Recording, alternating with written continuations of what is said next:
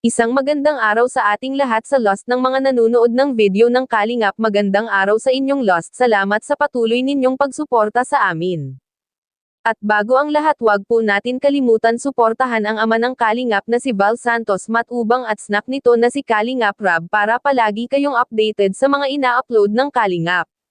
So ayun na nga mga Kalingap, muli na naman pong pinuntahan ni Rab ang lugar kung saan nakatira ang tatlong magkakapatid na sobrang mahiyain at binasagang tatlo zombie sa kanilang lugar.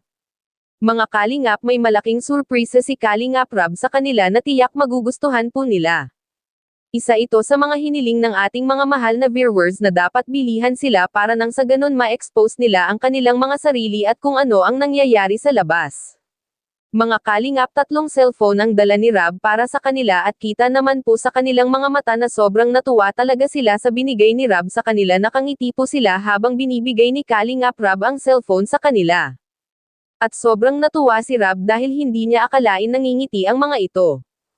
Ang problema lang po mga ka-viewers ay hindi pala sila marunong gumamit nito kasi tinanong po ni Kuya Rab kung marunong sila kung paano gamitin kaya lang hindi nila alam.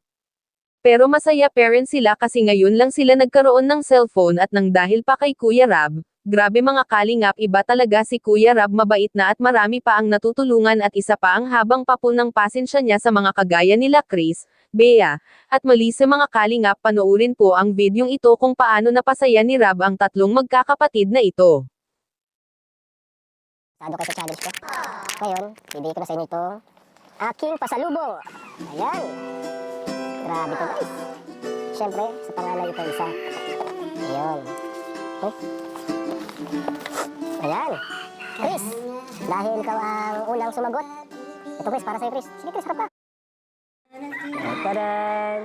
Oh, sige na. Uy, very good. Nagsagot. Buksan natin. Oh.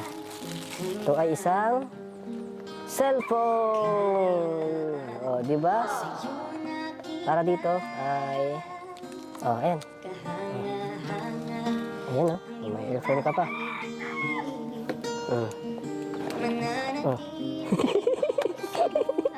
Wag mo lang dyan. Gamitin mo na. Hawakan mo. Hawakan mo lang. Nasisira yan.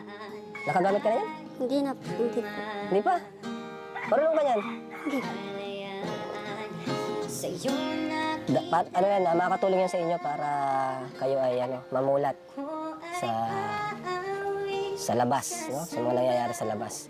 At ito naman dalawa ay para kay Melissa and kay Bea.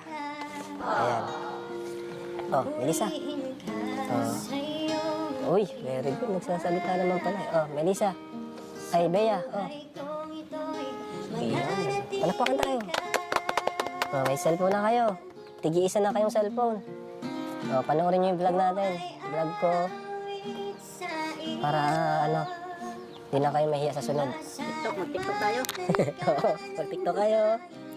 Sabi na Melissa. Salamat po sa nagtulong po sa Parang naiiyak ka ata, Melissa. Naiiyak ka? Ba't di ka makasalita? Masaya ka ba? Masaya ka? Ikaw, Chris. Ano masasabi mo, Chris? Salamat. Masaya ka, Chris? Yun na nga Mings Kalingap, sobrang saya nila sa bagong cellphone at nakipag-picture pa sila kay Kuya Rab.